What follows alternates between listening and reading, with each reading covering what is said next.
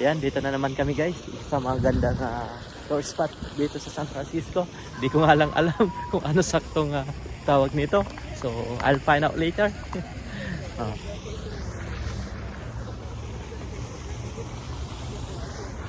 Yan. So,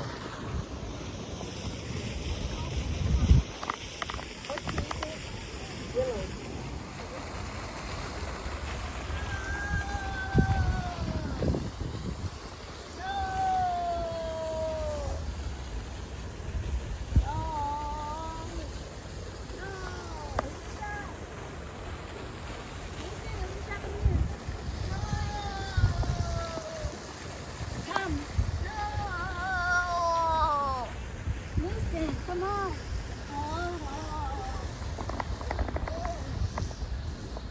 yan. Papasok daw guys sa loob. Ayan.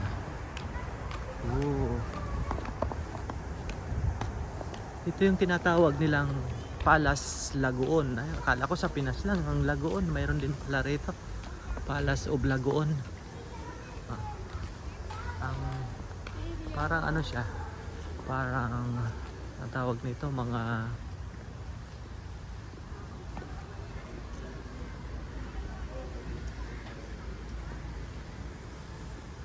alam mo yung parang mga castles guys.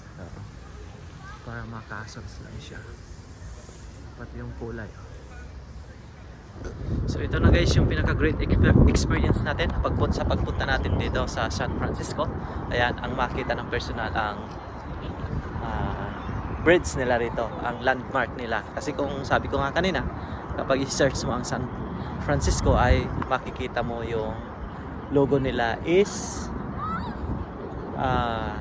itong bridge na to. So ito yun guys. So, big experience, great moment sa ating California tour dito sa USA. Ayan. Then after nito guys, tomorrow pupunta naman tayo ng Sacramento, which is different weather kasi ang Sacramento is medyo mainit na lugar. Dito naman sa San Francisco dahil sa maraming ano rito, napapaligiran din ng ayan yun, dagat. Ayan, kaya medyo malamig po dito. Pero carry naman guys, so nakaya nga natin sa Saskatchewan or sa Canada. Dito pa kaya ano lang to, parang Baguio or Tagaytay. Kaya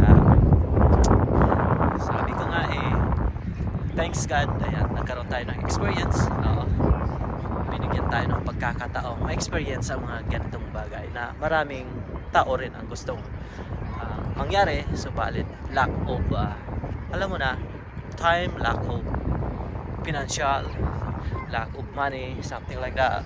But sa nangyari sa akin ay napakalaking biyaya na po para ma-experience yung mga ganitong pagkakataon. So once again, thanks God, thanks everyone.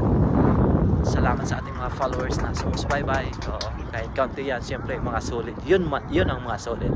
Kahit kaunti, basta solid, go tayo dyan. So, magandang buhay and God bless sa ating lahat. Bye!